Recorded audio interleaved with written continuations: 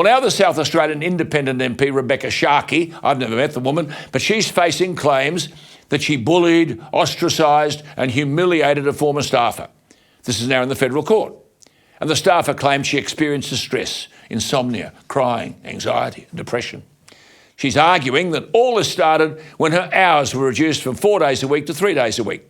This was part of the staffing changes rightly introduced by the Albanese government. Quite frankly, there are too many staff in Canberra. I mean, the Prime Minister's got nearly 60. It's ridiculous. Anyway, she says she felt humiliated and diminished because she would no longer be involved in arranging Miss Sharkie's diary. Humiliated and diminished. She said she felt ignored by Miss Sharkie and she felt unwelcome. She was forced to answer to a new manager with whom she'd previously experienced difficulties. I mean, this stuff's out of hand. Get yourself a lawyer, talk about stress, anxiety and depression, and the Higgins precedent suggests there's money in it. And this stuff's on the increase. Politicians, of course, silent and frightened to oppose it.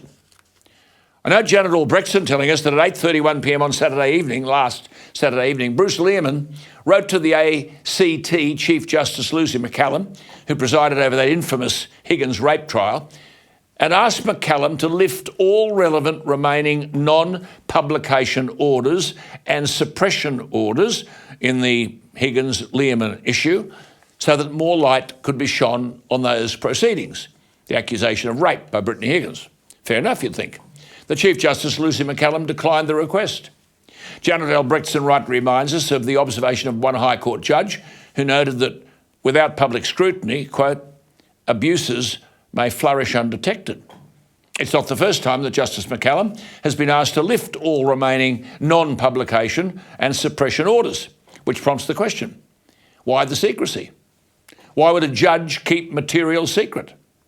As Albrechtson says, why would any judge, let alone a Chief Justice, continue to risk a suggestion that they are not fully committed to open justice? While Higgins has some internship, this woman will never get a job again, at the Palais des Nations in Geneva.